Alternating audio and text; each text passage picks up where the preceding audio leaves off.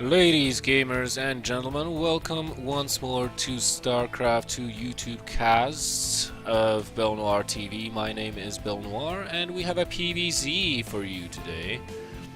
It is going to be from Team Red Bloods, the Red Protoss player Ignite,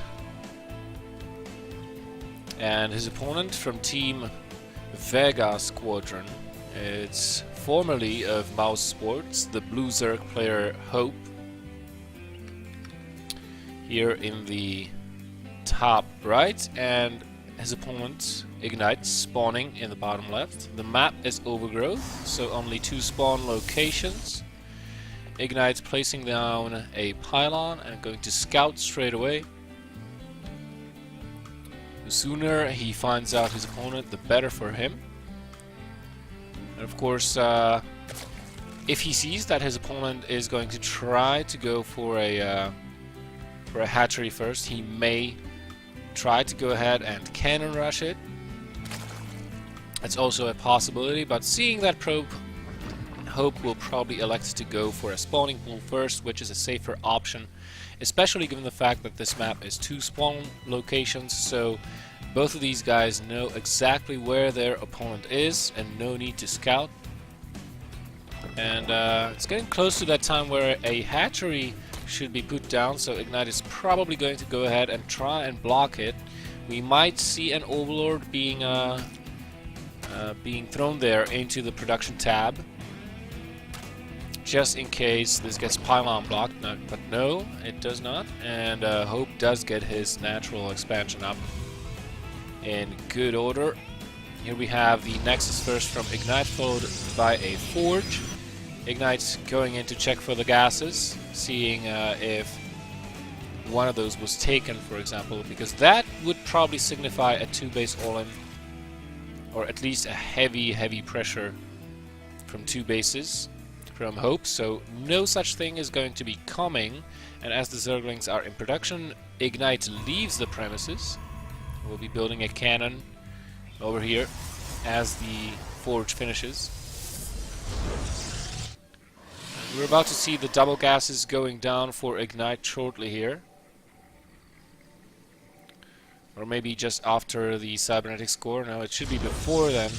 1 gas going down, the second one, yep, does go down.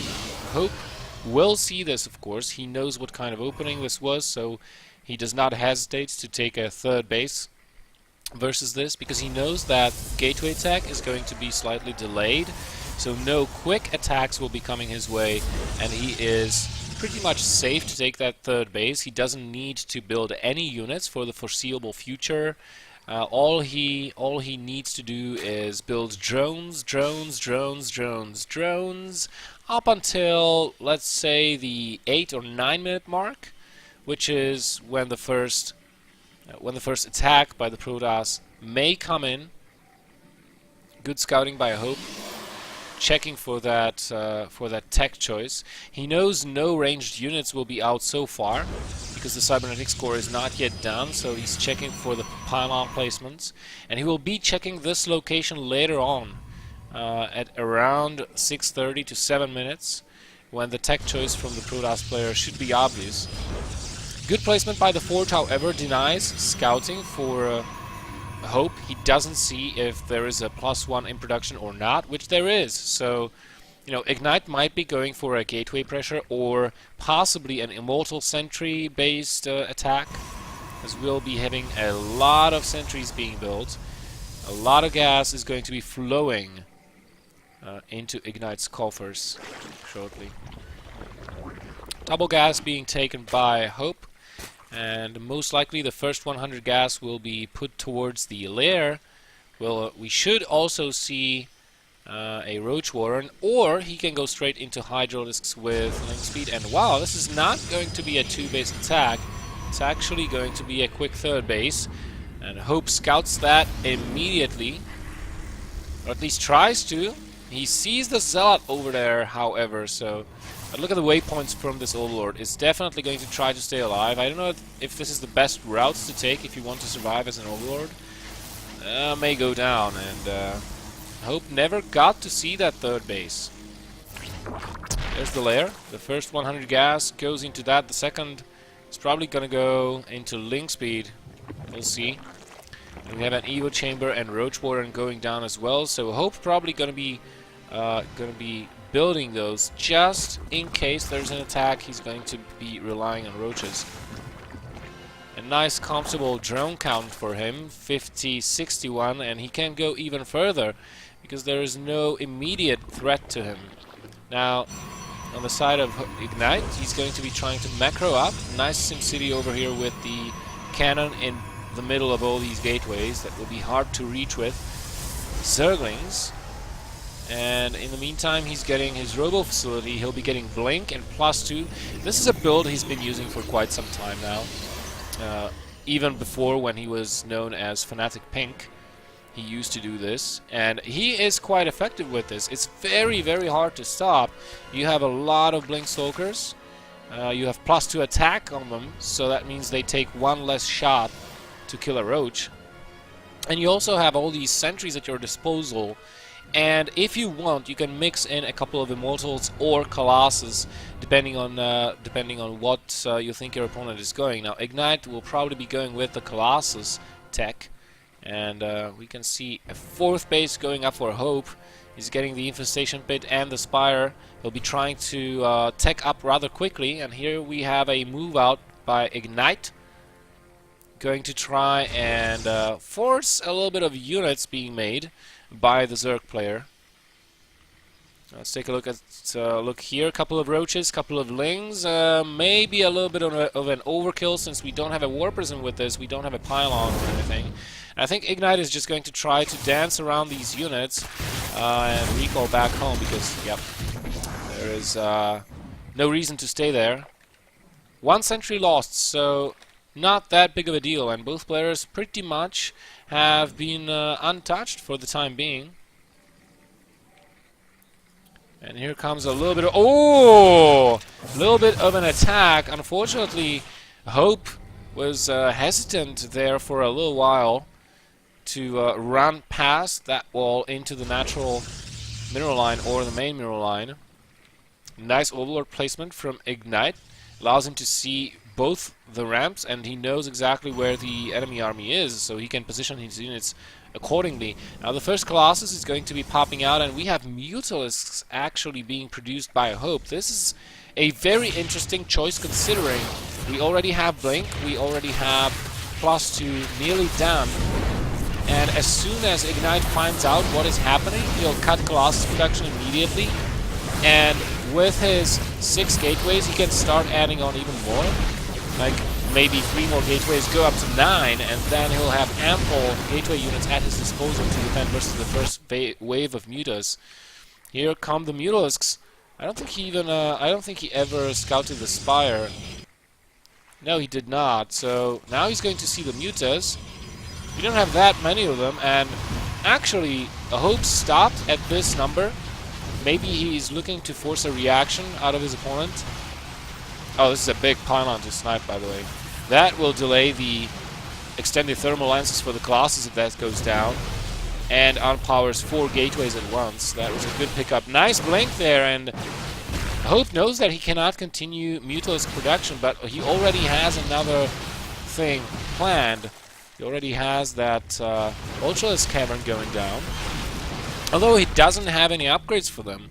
He's playing the tech switch game, I feel like. He wants to goad his opponent into overcompensating for a certain tech that he's going for, or overcompensate for certain army units. For example, you see Mutalisks, so your instinctual reaction or instinctive reaction would be to go for Phoenixes or to mass Blink Stalkers and cut Colossus production. This is where the Ultras come in, because they chew through Stalkers so easily. So Hope might be looking to do something like this. Not getting Adrenal Glands though, even though his hype is done. And we're gonna have a drop over here. With the 8 gateways worth of production, this could be quite dangerous. Those infestors are going to lock that War Prism in place, however.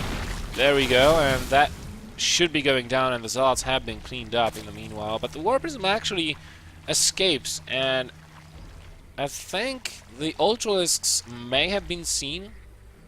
Not entirely sure. Let's take a look. Yes, Immortal production started. 2 additional robo facilities are going down, so Ignite will be able to produce ample amounts of Immortals to deal with this. Plus 2 ground melee weapons upgrade, and Carapace is going up for the Zerg player. And it looks like Hope is switching entirely into Infestor Viper Ling Ultra Force, heavily based off of Ultras and Lings. Fungals and Blinding Clouds are of course going to be absolutely key. If you can get a good Fungal on the Protoss ball, then those Ultralisks will have an easier time chewing through that along with the Lings. Good thing for Ignite, he still has those observers in place though. You did see that army retreating. He will be able to establish his base, but oh my god, the door is wide open at the natural. This could be... wow, this could have been really bad, but Ignite reacting on time. And maybe he will lose a couple of buildings, but I doubt this force will be able to break through, so... he does deny the shield level 1 upgrade, and he runs the Lings in, sacrificing the Roaches in the process. How many probe kills will the Lings be able to get? Not that many, to be quite honest, only 8. And the Zealots do clean that up. Forge is being rebuilt. I wouldn't be surprised if I see an additional gateway going down over here. But I hope doing a pretty good job of trying to make sure that Ignite is not expanding to a 4th base, and he should be, in all honesty, trying to take a gold base right now, if this Creep Tumor is not blocking it, actually. Which it is. Otherwise the drone would not be able, or would not be ordered to attack it. So that's a little bit of a mistake here from Hope. But the Protoss army is getting to that point where it's too big to handle for a Zerg player without an awesome engagement. Hope is going to be expanding at 2 locations at once. Now this map is very small, so it's not good for base trades. And why I say base trade? Because I doubt that Hope will be able to stand up to this force that we see right here. We have High Templars in this, we have Immortals, we have a lot of Blink Stalkers, we have +3 attack on all of these units, meaning that the Immortals will probably be 2-shotting Roaches at this point. We have Colossi for the Lings, we also have Storm on the field, and a couple of High Templars, 3 High Templars, so they can feed back the Vipers and Infestors if they get close enough. And oh my god, this is a lot of Ultralisks. Ooh. Will Ignite be able to defeat this army? Good position there for Ignite, funneling the Ultralisks through the choke point, but Blinding Clouds are going down as well. Colossi are paying the price. Here come the Storms. The Immortals are trying to target down the Ultralisks as fast as they can, and they are falling, but not quickly enough. But overall, still, I think this is a better trade for the Protoss player to take than for the Zerg player. All but 2 Ultralisks have been taken down.